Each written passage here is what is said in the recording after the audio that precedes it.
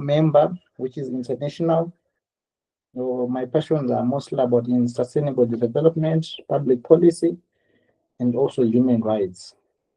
So this session is very important to us because of Women's Month, whereby we get to celebrate the women's achievements, raise awareness about the women's rights, and promote gender equality. So this is a time to reflect, advocate, and work towards a more equitable society for all. So we are going to have three speakers for today.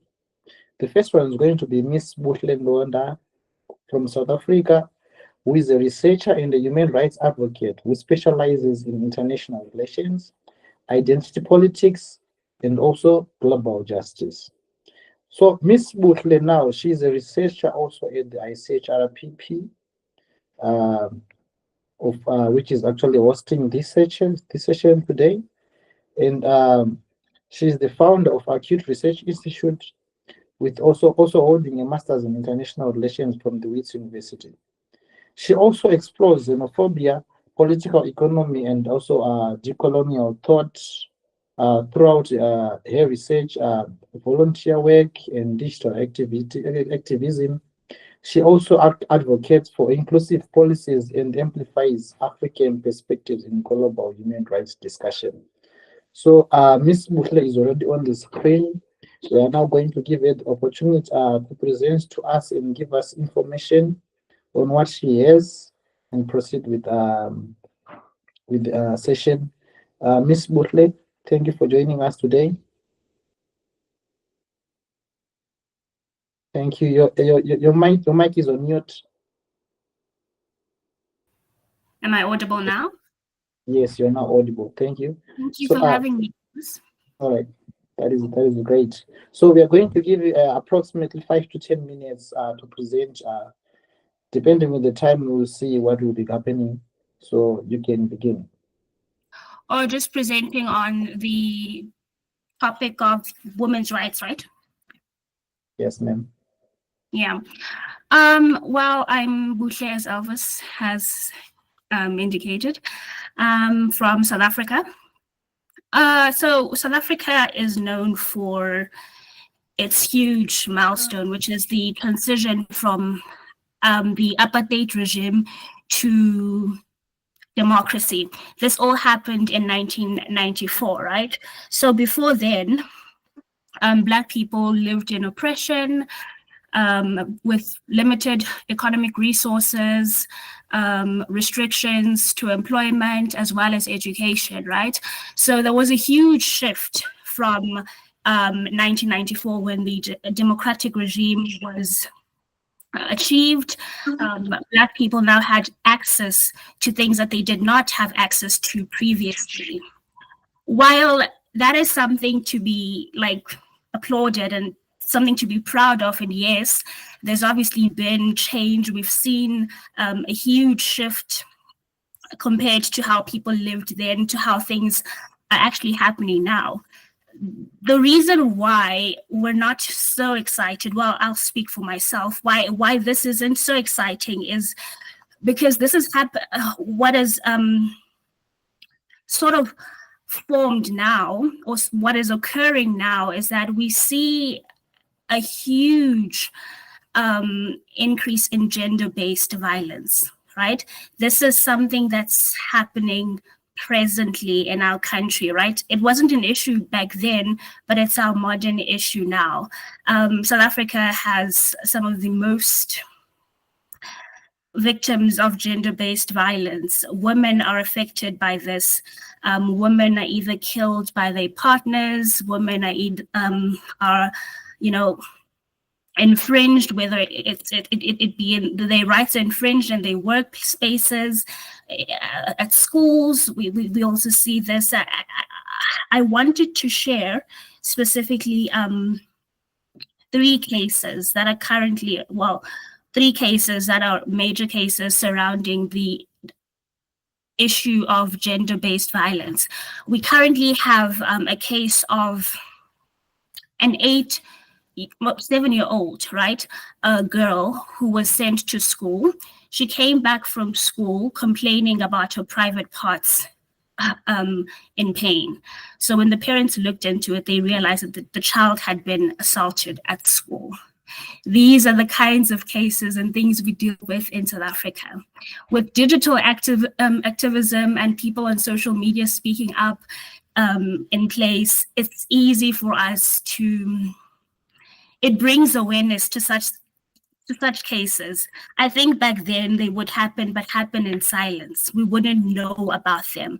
But obviously, thank God for social media, we're more aware now and people are able to speak up against such cases. There was another disheartening case that happened in 2020, where a woman who was actually pregnant was found hanging on a tree. She had been murdered. The child didn't make it as well. So the manner in which women are actually, violated in our country is really just disheartening, and it's a call for action. And I'm seeing that action through, like what I've mentioned, things like the digital, through digital activism, people are speaking up against it. And those are some of the few things that I feel are important to share. Okay, thank you so much, Ms. Labuhle. Do you have any questions from the people who are joining us today? If anyone wishes to respond to Ms. Bhule's presentation, her views, we want to ensure that we're respectful, but if anybody wants to offer some insights or inputs to it, we definitely appreciate that. This is a webinar. Please, does anybody wish to respond? Ms. Julia, Ms. Kajal, Ms. Chavi? Okay, I suppose not. That's absolutely fine. But Ms. I wanted to thank you. Hello. Yes, Ms. Chavi, please go on. Hi, Ms. Nanda. So basically, can you hear me? Is there a noise? Yes, I can hear you. I can hear you. All right. So I really liked your topic, and especially you have provided some really nice insights on the status of women in South Africa and what kind of issues they are facing. So, I am right now a research scholar in Department of African Studies, University of Delhi, working on migration studies. So I want you to highlight some of the aspects of how migrant women and status of migrant women in South Africa. And do you have certain insights over that too? So it would be helpful for me. Thank you. Oh, so the question is on migrant women. Are they affected by gender-based violence and issues that oppress, the oppression in our country? Is that the question? Exactly. Yes, I mean, when I say women, it's migrant women. They are affected as well, right? By this. I think also what I wanted to highlight is the transition from apartheid to the democratic regime. We saw a shift in that more women now had access to education, right? Things became more fluid. They had more access to education. So I think now more than ever, we have a large number of people pursuing their doctoral degrees, or they have attained their doctoral degrees, right? So what this has actually done, it has made women in a way independent, which then has also opened up a loophole of resentment. So you find that if a woman, for instance, is a breadwinner in her household, right, it creates resentment between her and her partner, which then leads to violent behavior and abuse towards the woman, right? I know I'm probably like sort of shifting from from the question that you asked, but this is something that I also wanted to highlight, is that with the progress of people attaining qualifications, women attaining their qualifications, women having access to economic resources, women having financial dependence, what that has also created is now a sort of culture of resentment from men, right? Well, from some men, where women now become susceptible to abusive behavior in their households, even workplaces or workspaces. It's almost, you could call it, it almost feels like an opposition to what's happening, right? Because people had become so accustomed to a culture of patriarchy. People had become so accustomed to toxic masculinity that it's difficult for people to even comprehend that now a woman is in a leadership role and is even a breadwinner at home. That sort of has made women vulnerable and increased this culture of gender-based violence in the country. So are migrant women affected? They're also affected. They are affected by this. Yeah, all right. Thank you. Okay, to support Bushle's point, as someone from the neighboring country, which is Zimbabwe, I've witnessed first-hand experience, of women in South Africa, mostly either Zimbabwean or Indian, and some of them even Nigerians, are having challenges when it comes to medication and hospital and actually getting access to hospital facilities during birth.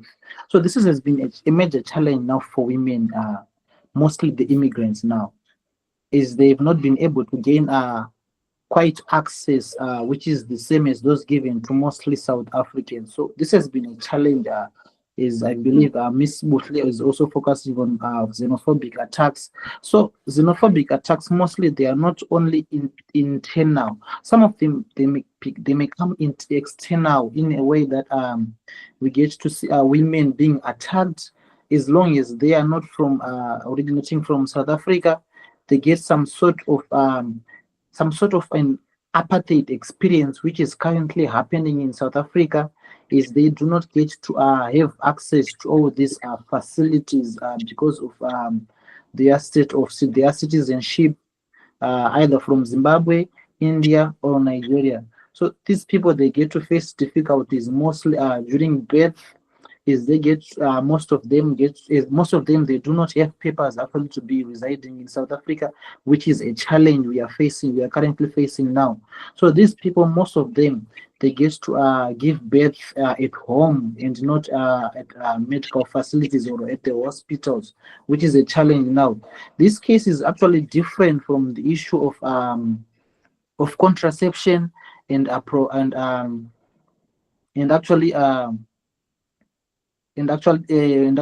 birth terminating. So this issue now is kind of still in question as of now, because if one wants to abort a child, they can actually visit the facilities and they can see ways through this, and which is now different from someone who's an immigrant now. So when one is raped, they can actually approach the police station and talk about their issue and be given the assistance that they actually need, which is different from an immigrant when you do not actually have the papers to be in South Africa. Because as according to the South African Embassy and Home Affairs and Foreign Affairs ministries, it is actually noted that most of the people who are actually in South Africa, they do not actually have the papers to be within South Africa, or most of them they are using fake documents to be in South Africa, which is quite a challenge now, also due to corruption by the South African police and some other members of the law enforcers. So this issue now continues to create a masculine community instead of actually reducing these challenges that we're actually facing. So it's actually creating us more problems in actually trying to defend women in general and not just South African women. So this is a challenge which we're actually facing in almost all countries. I've only given this example as someone who's residing in a neighboring country of South Africa and knows the current existing issues. But I believe this is also taking place in many areas. So this is a challenge now that we are facing. The issue of that masculinity we are facing in our men of today's society. Hence, is to your question, Shavi, of gender-based violence. So already the crimes that are taking place in places like South Africa, they are giving precedence to the gender-based violence, which is taking place now. And Butler is actually explained the issue of women generally.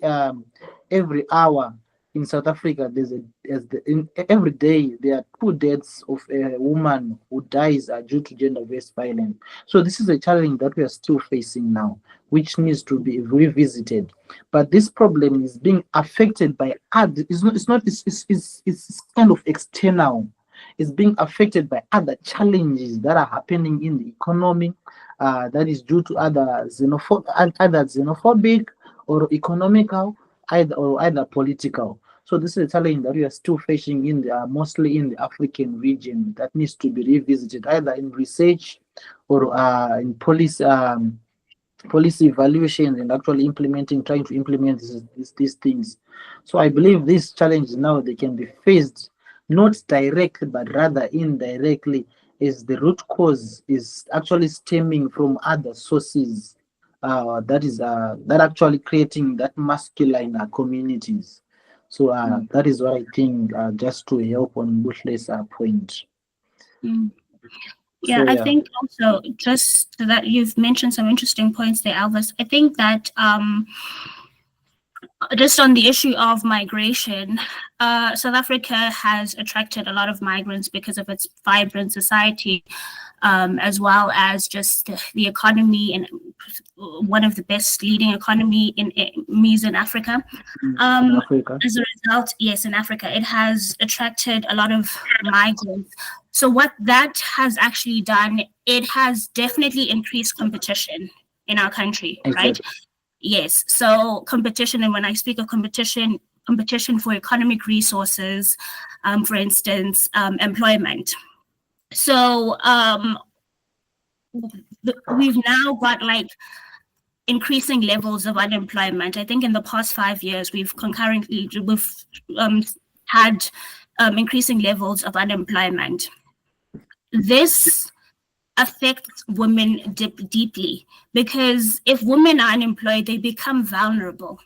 I keep going back to gender-based violence because it's one of the leading issues when it comes to the infringement of women's rights in our country.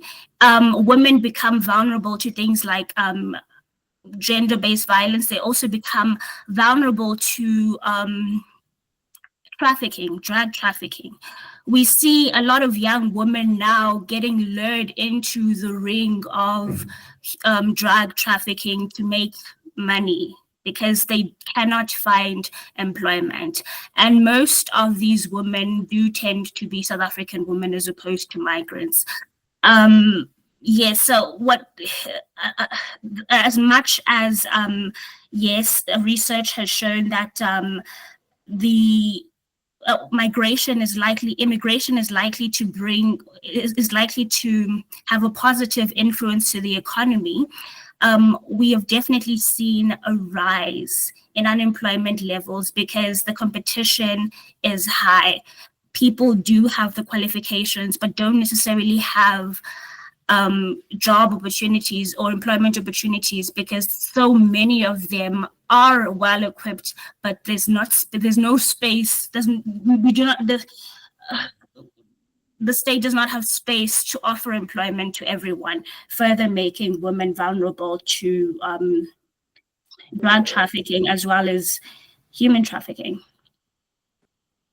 Okay, thank you. I believe Ms. Butle has exhausted their points.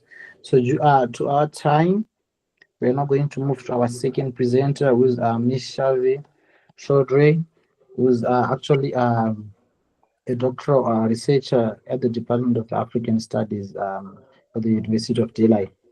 So this woman now, she's extraordinary. Also, just as Miss Butley, we appraise you women, Miss Butley and Miss Shavi. So thank you for joining us today, you two women. I believe you're the two women that we have today for this session.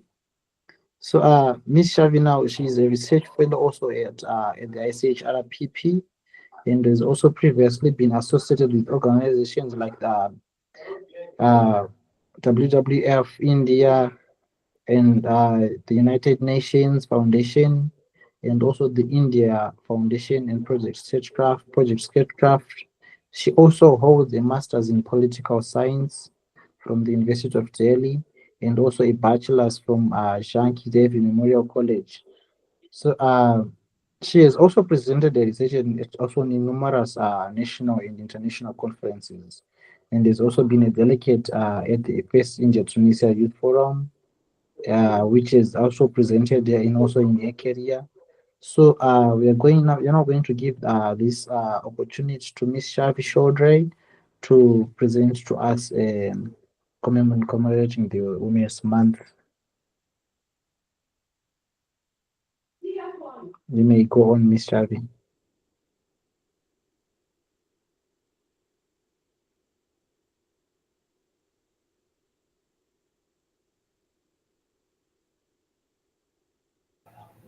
Hi, can you hear me? Yes, Ms. Chavi, we can. Indeed, yes. Okay, so I hope my screen is visible. It is. Please go on. All right, I'll start. So, first of all, thank you for the introduction. It was nice. So, my topic for today is intersectionality in injustice, amplifying women's voices for human rights and social justice.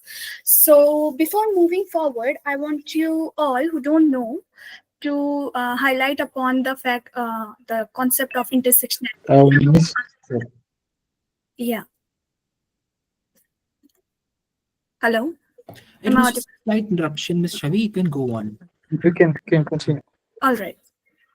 So when it comes to intersectionality, according to World Economic Forum, they describe it how different elements of a person's identity, which means like race, gender, class, sexual orientation, or disability, and how these factors can be discriminated against with negative outcomes. So I'm primarily gonna talk about this intersectionality phenomena in the context of social injustices and human rights violations against women. And the central concept revolves around examining how both state and society contribute to the persistence of intersectional injustices.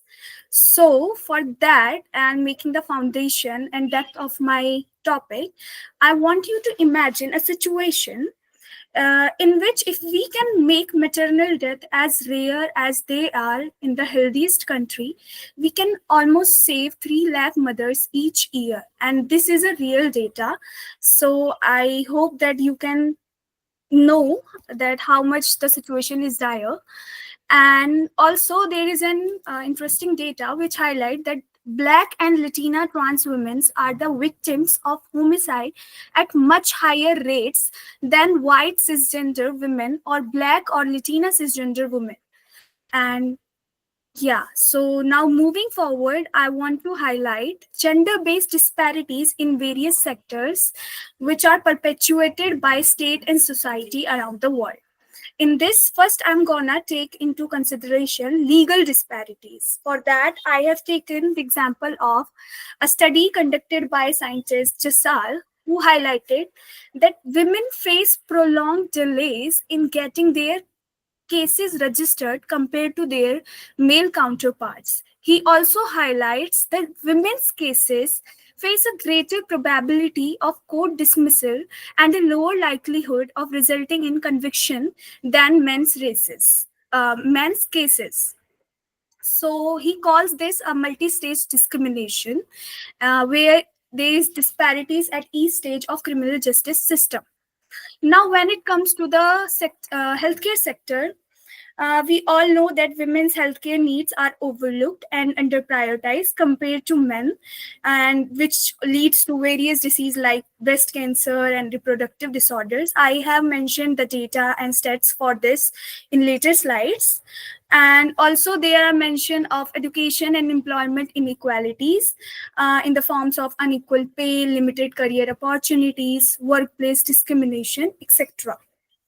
So this particular one is a very interesting slide which highlights how a state particularly controls or establish its hold on the people or its citizens by psychological factors and a term in a kind of socialization of certain practices, even when they are harmful or are violating the human rights of its citizens.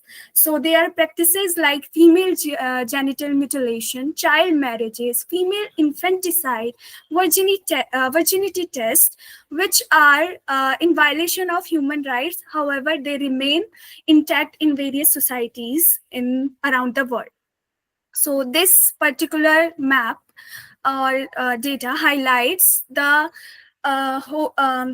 prevalence of female genital mutilation in 2020 in the various countries, and most of the countries are in the African region. So that needs to be handled, and the cases are getting down, but there is a lot of stuff that needs to be done. This particular data is about us. This shows, yeah, exactly. Yeah. Are the slides moving? We are still on the first slide. If there's something that you want to highlight in specific slides, then we'll have to go towards that slide. Yeah, we see it now. Thank you. Just wanted to remind that. So yes, go on, you haven't seen any slide? We could only see the first slide. So, but it's fine. It's absolutely acceptable. It's completely okay. You can go on now. All right. Okay, please tell me if the slides are not moving. Absolutely. Please go on. All right, so this particular data highlights that how women believe that it is justified if their husband beats them. And next, this particular data is very interesting because it highlights that how positive advocacy and awareness can change in the behavior of people. So this case study is basically done in India, where it highlights that preference for a son got down as the people get more access to cable TV, and through which they got more awareness about having girl child and no female infanticide, etc.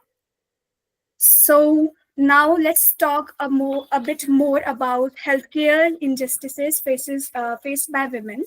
So for that, I have taken a study which is done by Allison and Martinson, and which also got published on National Library of Medicine, US. And they highlight how women with disabilities experience more discrimination, had more post-traumatic stress disorder and anxiety disorders. So they have highlighted also the issues which are faced by LGBTQ plus community in the healthcare sector, and so which is very disheartening. And now is the data which highlights that how most of these are the stats which highlights that the death related to pregnancy related causes, which highlights that how healthcare services are not provided rightly to the people even now. And now let's look into the economic sector in depth. So for that, I have just highlight two important facts. So in 2020, while white women in US earn 81 cents for every dollar a white man earns, the same figure for American Indian, Alaska Native, Black, African American, and Hispanic women is just 75 cents. So this particularly highlight the unequal pay, and there are other issues also that we all know, like glass ceiling and etc., which needs to be taken care of by the authorities. These are also some of the data which I have taken to highlight the disparities in economic sector around the globe. Next is the notion that how we can engage men, or how men have contributed to the gender-based injustices and how they can combat it by empowering women. So some of the examples here are of Michael Kimmel.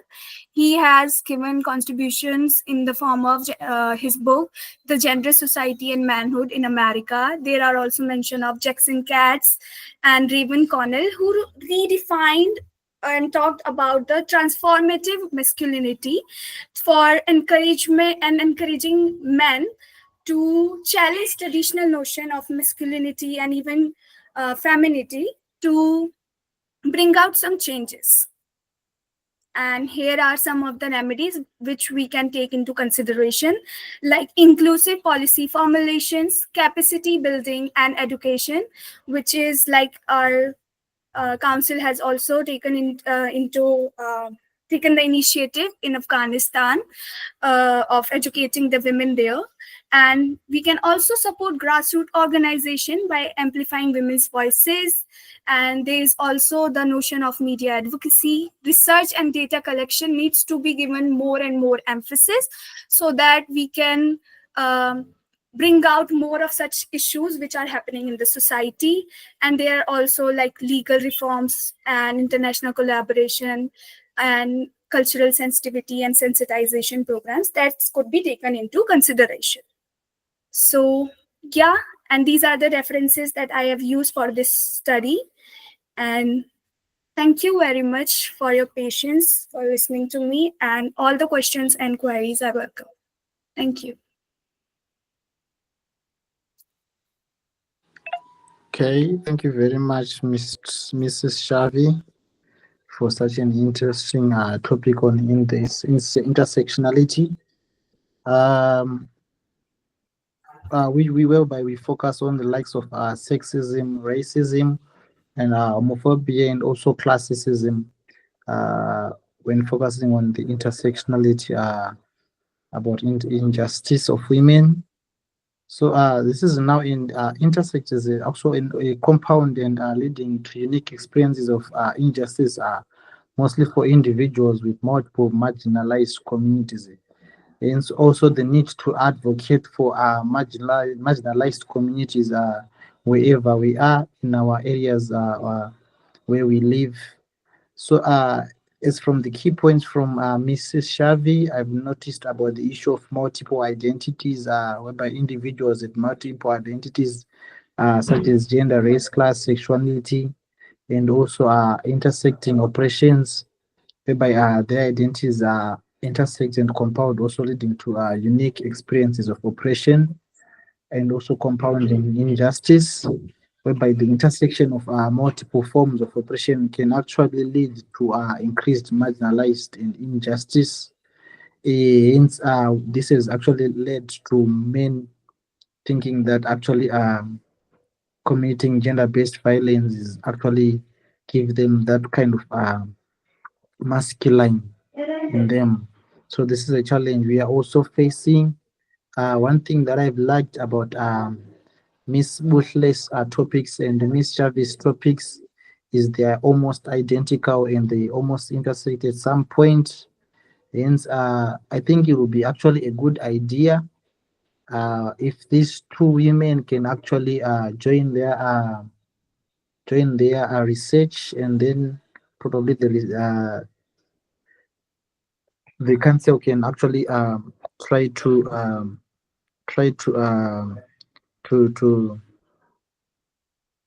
post actually their research on its platforms, which will be a good idea in helping others to learn, those who were not able to join us for today's session. So yes, thank you, Mrs. Shavi.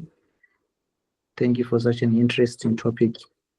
So next we are going to have another from the Shondre family, who's Mr. Miss Kajal, who's also from India, and is a final year student of political science at Indraprastha College of Women Stella University.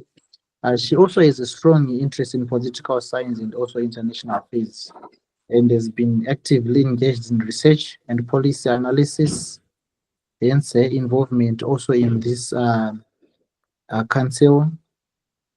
She has also contributed to various academic and policy-oriented initiatives, and she is associated with various member of parliament and member of legislative assembly and councillors in a state. And is additionally, she has been a research fellow of Praja Foundation, the Global Youth IPCW, and also other research think tanks and international forums. Kajol has also presented her work at international conferences and focusing on bringing theoretical research with real-world applications. So her expertise also lies in analyzing global political dynamics and also contributing to informed policy discussions. And then today she's going to be to be talking about on women's rights in the month of women's rights. So Miss Kajal, you have the platform. Thank you for joining us today. Thank you so much, everyone, and thank you so much, Elvis, for the nice introduction. I would be sharing my slide. Can you please all tell that whether it's visible or not?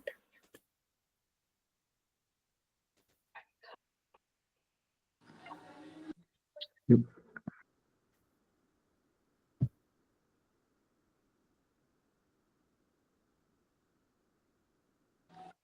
Okay, you have started the presentation, but the screen is still blank as of now.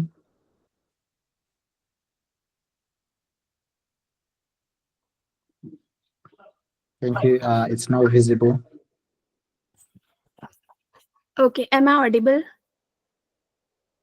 Yes, yes, indeed, you are audible. You may Great, begin. thank you so much. Um,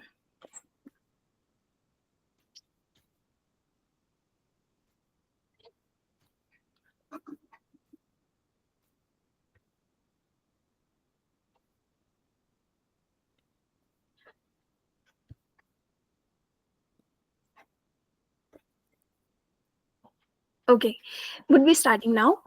Um, A woman's body is not a battlefield, and marriage is not an excuse for violence. Good evening, everyone. It's an honor to be speaking today at this esteemed forum. My name is Kajal Chaudhary, and today I address an issue that remains one of India's most glaring legal and social failures: the non recognition of marital rape as a crime. Despite progress in gender rights, millions of women in India are denied the basic right to bodily autonomy simply because they are married. So I ask, have we truly evolved? Historically, if we see, in 1889, Fulmani Dosi, an 11-year-old child bride, lost her life due to injuries inflicted by her husband. The case was shocking, yet the legal response was minimal. The Age of Consent Act of 1891 raised the age of consent but still failed to criminalize marital rape. Fast forward to today, the Bharatiya Nyaya Sanhita BNS 2023 that replaced Indian Penal Code continues this legacy of denial. Even as recently as October 14, 2024, the Indian government defended non-criminalization of marital rape in court. Why does the law protect a rapist simply because he is married to the victim? This is the question that we all must should ponder upon.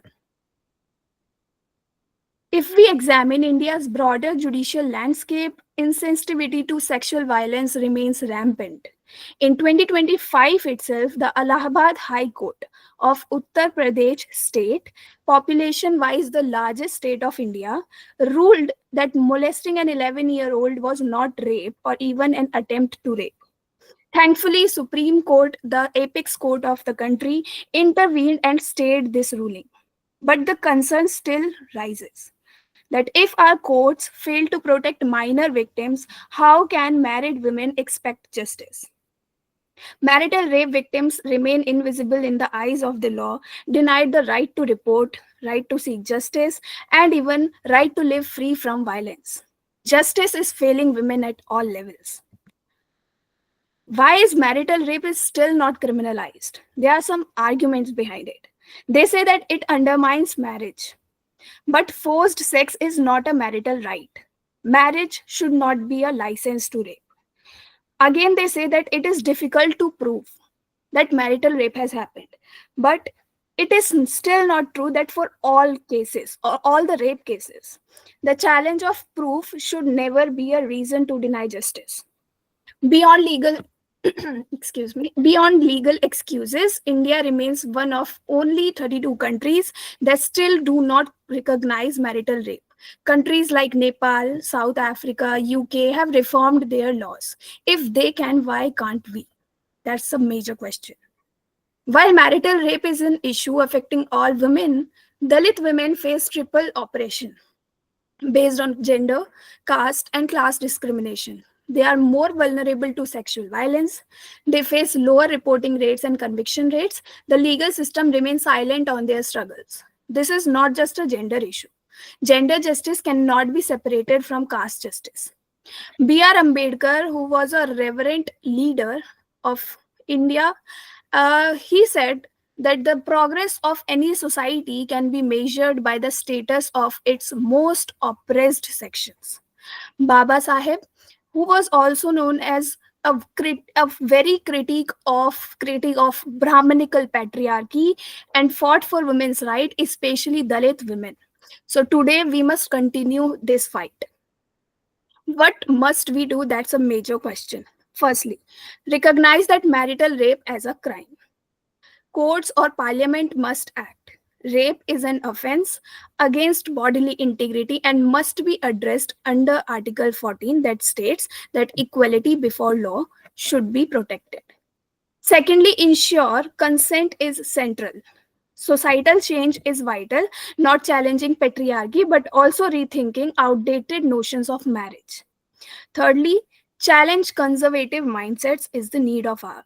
We must stop victim blaming and we must openly discuss sexual violence, including crime within families. Marital rape, like POSCO crimes, crimes against children, and they remain hidden due to stigma and silence. In last, I would like to say that the continued legal acceptance of marital rape is a strain on our democracy. The fight for gender justice cannot be delayed any longer. Justice delayed is justice denied. And when justice is denied, so is humanity, dignity, and the very essence of democracy. Reform must happen now. Thank you so much.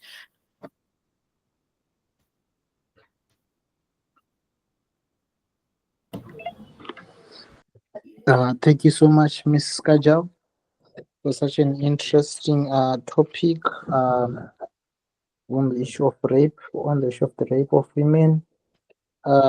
It is to some extent either or not a conjugal right in marriages, but it is a matter of respect in marriages, whereby we get to actually, it is a matter of the two parties actually agreeing whether to have sex.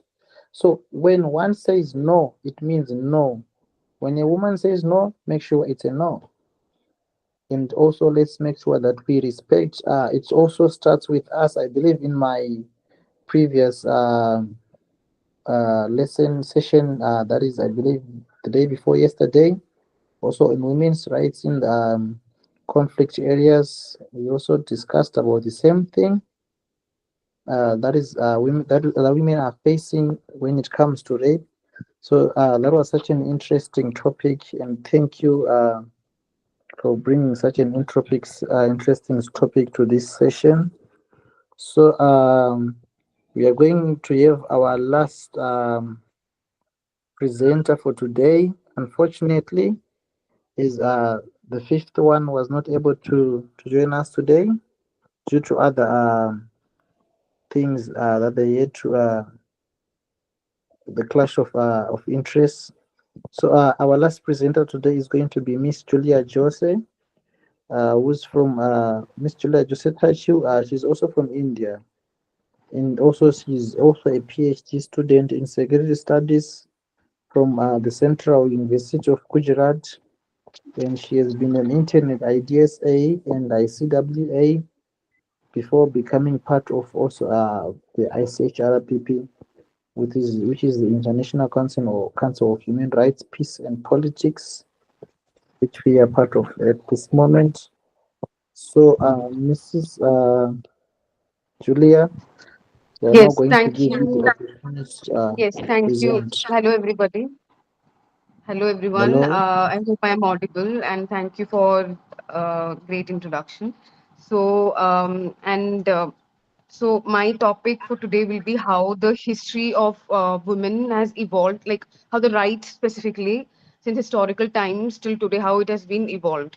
So when we talk about women before, then during the Vedic time or the Vedic era, then we can truly say that women had equal rights, and like they were given equal positions, be it considering the goddess and the gods during that time. Like everyone was considered in an equal state. But uh, after that, also during the Gupta period, also we did see how the women position was not deteriorating with time. And after that, the Mughal era comes into place, and the Mughal time we see how the Parda system and different kind of evolution or different system or different practices came into place. And then if we talk about the British era post the Mughal era, then like we did see like the reformers coming up with huge changes. Like there were different acts which came up: Bengal Sati Regulation Act, or Widow Remarriage Act, Female Infanticide Prevention Act, and Age of Consent Act. So different acts came up, and different reformers like Ram Mohan Roy or Vidyasagar and Jyotirao Phule, they basically were the people who fought for the betterment of women, and things did start to improve in terms of reforms.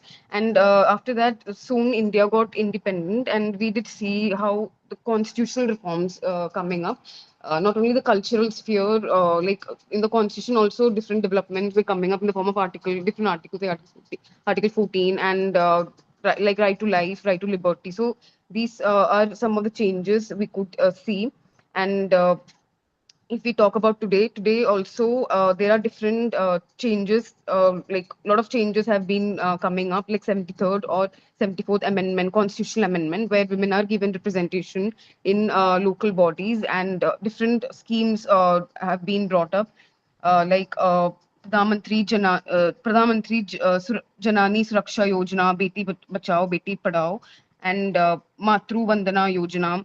So these are different schemes that have been brought up to improve the stature of women and for the empowerment of women, we can say. And if we talk about like I'm a Keralite, so I can truly say like how things have been improving, and like it depends on matrilineal and patriarchal society also. This is also one thing that is truly there in India. Like me being from Kerala, like I'm coming from a matrilineal society, so I talk about my friend. She's from UP, so like we can't or Bihar for that matter. So we can't compare exactly. Like it's a different circumstance or different situations, like what they really undergo, and that is also something. And in Northeast also we can say it's a matrilineal society. So in that term also things are different and things do vary.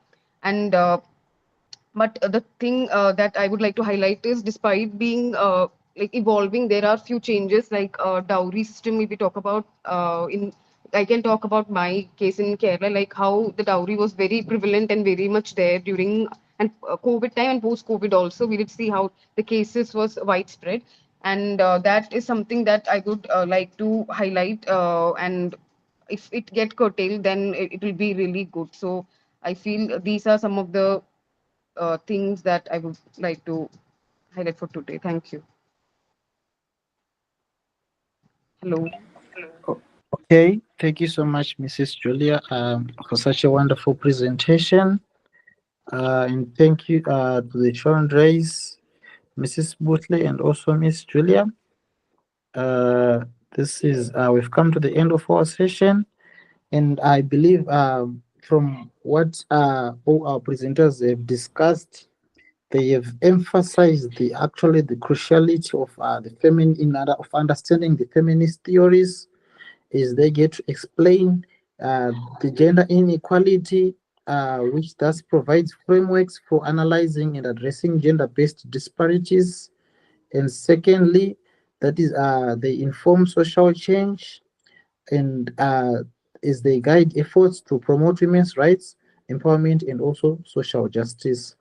And lastly, another importance of these theories is that they get to intersect with other social issues, is they get to connect with other forms of oppression, such as racism, classism, and homophobia. And all these aspects have been touched on by our presenters, which is racism, classism, and homophobia. And also, some of the key feminist theories that they have actually explained on include on liberal feminism, this one which focuses on individual rights and also equal opportunities for all. And also secondly, the radical feminism, which emphasizes the need for systemic change to address actually patriarchy, the patriarchal society in which we are currently living in, and actually trying to reach an equal stage opportunity. And lastly, another key feminist theory which we have discussed on for today, the intersectional feminism theory. This theory, I believe, I'm not, it recognizes the intersection of actually multiple forms of oppression. And this was very important in this session for today, is these theories, they actually help us in understanding and actually analyzing social issues that are critically to evaluate gender-related topics, and also to develop informed opinions, such as to form thoughtful perspectives on feminist issues, and also lastly, to engage in effective activism, that is to participate in meaningful discussions and advocacy such as this one. So it is very important that we continue to advocate for women's rights, and be able to raise our voices when you see where there is an infringement of women's rights in either our communities, our states, or on a global level. So this is a very important topic now.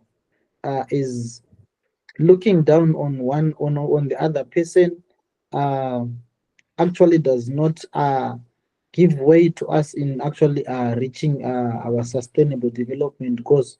So thank you everyone for such a beautiful presentations and for joining us today. This was a very good session. Thank you. So I'm now leaving this time to our hosts, with the International Council on Human Rights, Peace and Politics, if they have anything to say to close off this session.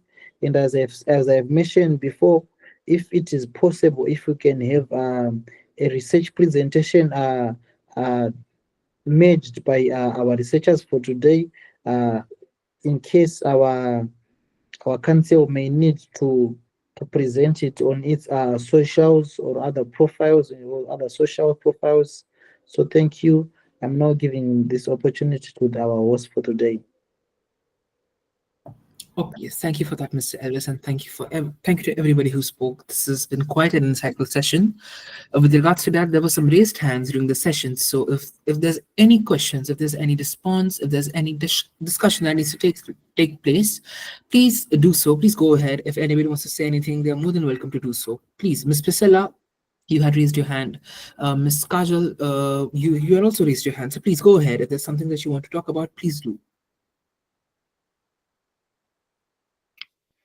Oh yeah, thank you so much. This has been a very interesting session, and also like for the past 3 sessions we've also had similar issues on women's rights, and it's been a very insightful discussion, especially hearing from people from different countries, different voices, different experiences, and it's been really enlightening. My apologies, I have a flu, so my voice might sound weird. Yeah. Okay. So I just wanted to comment on like most of the presentations that we have heard so far, even from the previous presentations. Most of the focus, especially from the global south. I'm from Malawi. I presented on the first session.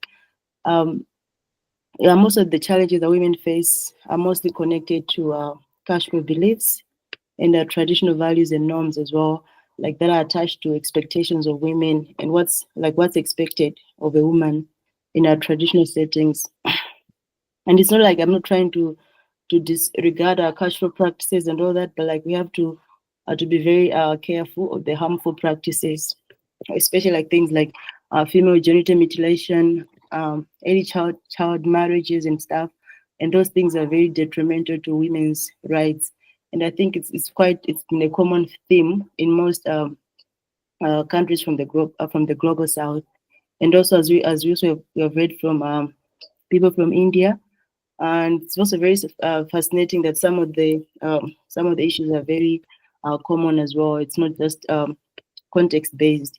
And also, I remember someone in, I think, second session, she emphasized on the need for contextualized solutions, because we can't have one solution that fits all. We should always focus on also the context as well. So for the policies or whatever solutions that we might come up with, we must always also think about the context in which we're trying to implement those policies or those solutions. Yeah, thank you so much. Thank you, Ms. Priscilla. And if there's anything that anybody else wants to highlight or speak about, then I request that they do so. Okay, that's absolutely fine. That's great. So once again, I would like to take the opportunity to thank our moderator, Mr. Elvis, our speakers, Ms. Kajal, Ms. Chavi, Ms. Phule, and Ms. Julia. It's been a wonderful session, and the webinar series on women's rights has officially come to an end. So once again, thank you very much, everyone. The meet has come to an end. I'm very proud to have been able to hear all of you. Thank you, everyone. Thank you. We can begin to leave or exit. Thank you so much. Thank you. Thank you. Thank you. Thank you.